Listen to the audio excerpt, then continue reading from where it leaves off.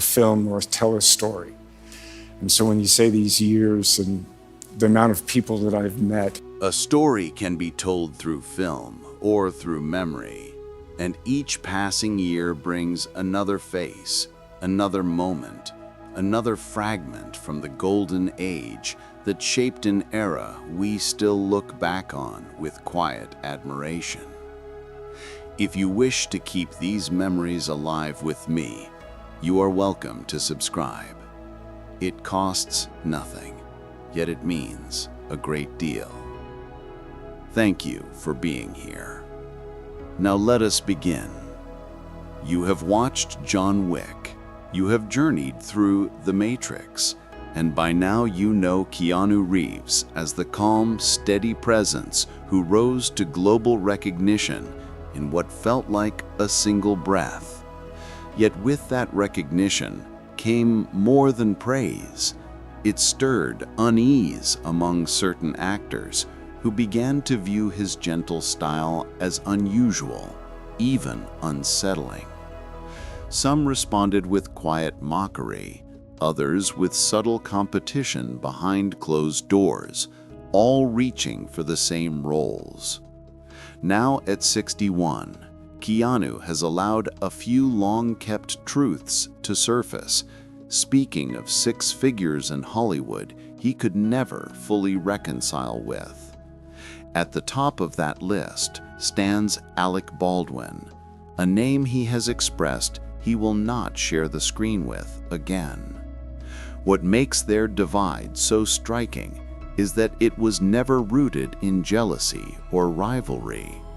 It stemmed from something Keanu has always found difficult to tolerate: public embarrassment used at the expense of others, and behavior that disregards the well-being of those around it. Their quiet tension began in the late 1990s, when both were gaining momentum in the industry. But Baldwin's sharp temperament had already begun to unsettle producers, while Keanu, known for his steady and grounded presence, saw him as the opposite of how an actor should carry himself. Everything reached a breaking point in 2003 during a private industry roundtable. Irritated by a director's critique, Baldwin suddenly lost his composure and pointed around the room, raising his voice as he said, "Some of you don't even deserve to be in this room." When his eyes settled on Keanu, the moment left a quiet mark. For someone like Keanu, the wound was never tied to pride.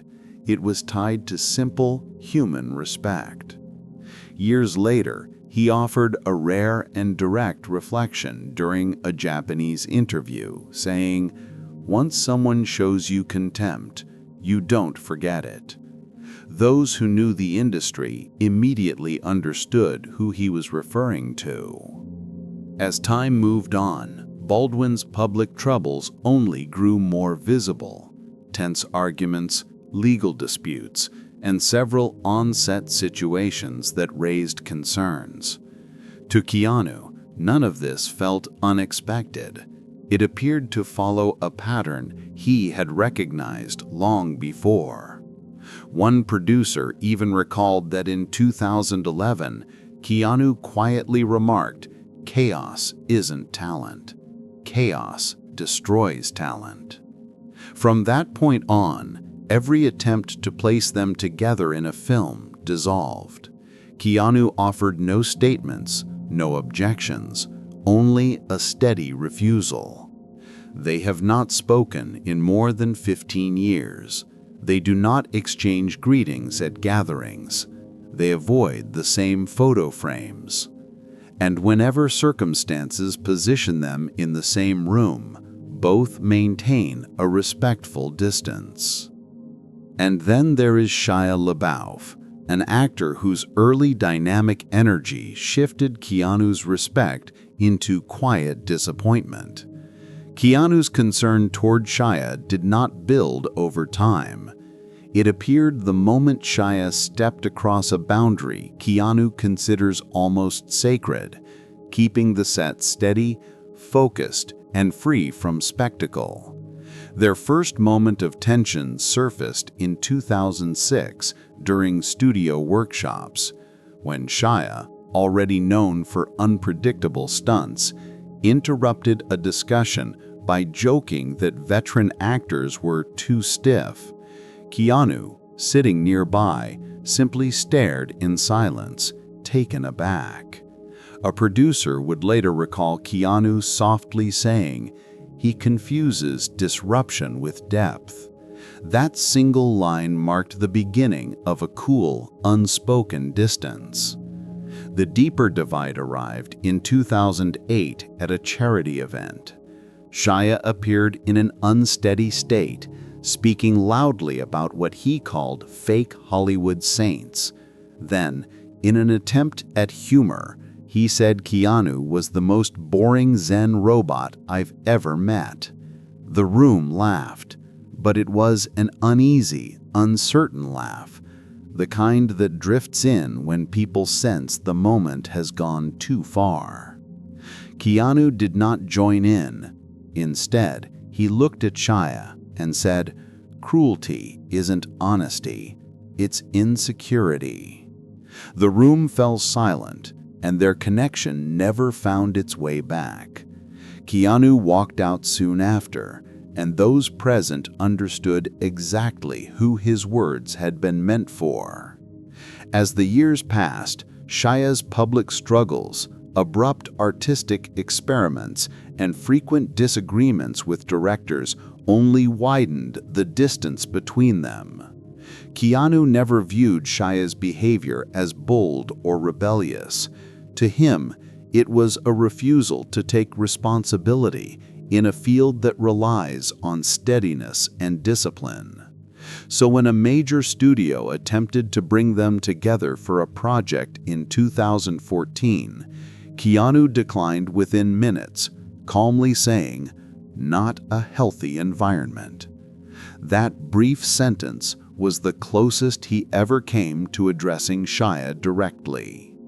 There were no greetings afterwards, no attempts to reconnect, not even a polite nod at premieres. For Keanu, Shia became the one actor he would not allow anywhere near his professional space, without exception. And then comes Jared Leto, the intense method actor whose preparation pushed Keanu far beyond quiet patience. What happens when one of the calmest figures in Hollywood stands beside someone who treats every role as if it demands complete immersion, no matter the cost to atmosphere or collaboration? The answer surprised even those who believed they understood Keanu's limits. Leto became one of the few individuals who drew him from silent discomfort into genuine frustration. Their tension did not begin with an argument. It began the moment Keanu heard stories from crew members who had just worked through one of Leto's immersive phases. Instead of steady teamwork, they described unsettling behavior, elaborate stunts on set, never stepping out of character, unexpected script demands, and creating an atmosphere so tense that people struggled to work comfortably. Keanu understood immediately what that meant. He later remarked softly, "You can't trouble people in the name of art." That sentence marked a boundary he would never cross. The final moment came during a closed casting meeting in 2011, when a director suggested pairing the two of them in a psychological thriller. Before the idea was even fully voiced, one casting executive recalled Keanu letting out a quiet, tense breath and shaking his head. Then, in one of his rare direct moments, he said, "Chaos isn't a technique, it's a warning sign." The room went still. No one needed clarification. Everyone understood exactly who he meant. Leto's approach only grew more intense afterwards. He pushed himself through extreme physical demands, sent unsettling items to colleagues, and insisted that discomfort was necessary for authenticity, shaping sets that often felt strained rather than creative. Keanu saw the situation through a different lens. To him, Leto's methods did not reflect depth, but unnecessary risk. His style created apprehension instead of trust, and Keanu would not place himself in that environment. By 2016, studios quietly stopped suggesting collaborations between them. Keanu declined every attempt with calm consistency. Today, they keep their distance entirely. No conversations, no polite gestures, not even brief eye contact at ceremonies. For Keanu, Jared Leto symbolizes one thing he cannot accept in filmmaking: distress presented as artistry. And then there is Val Kilmer, whose strong presence collided directly with Keanu's gentle humility. Kilmer is the only name on Keanu's list whose powerful reputation reached him long before they ever met. People warned Keanu by saying Kilmer is talented, but he'll burn the room down to get what he wants. And that moment shifted Keanu's respect into something far heavier. Their tension began in the early 1990s, when both were being considered for similar action and drama roles. Kilmer would walk into auditions, critiquing other actors openly, dismissing their performances as if they carried no weight. At one point, after glancing at Keanu's audition tape, Kilmer reportedly scoffed and said, "He's too simple. Acting requires fire, not stillness." The words stayed with Keanu, not because they wounded him, but because they revealed a side of Kilmer he had hoped was only rumor. The true turning point arrived during a studio dinner in 1995.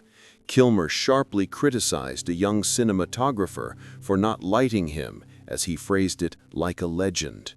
Keanu stepped in, trying to steady the atmosphere, but Kilmer responded with, "Don't play wise monk with me." Keanu paused. He was not upset, only saddened. He quietly said, "You don't belittle people. You depend on them." That single moment sealed everything for him. So when a major studio proposed pairing Keanu and Kilmer in 2004, Keanu declined without hesitation. No debate, no long explanation, simply a calm and final no.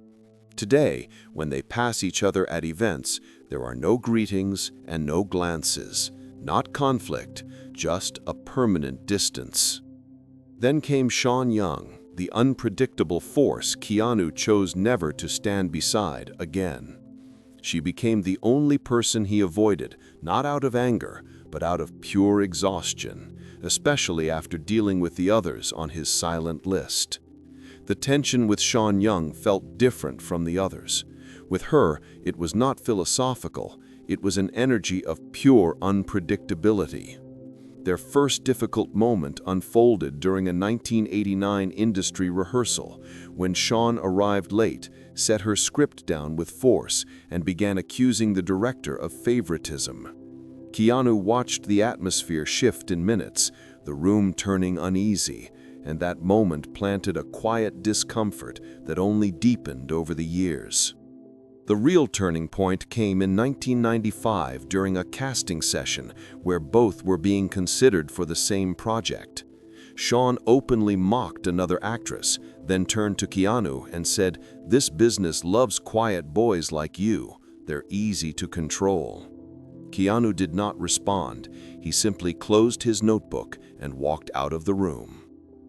Later that evening, he remarked to someone, "Cruelty disguised as confidence is still cruelty." It was one of the rare moments when he openly spoke against another performer.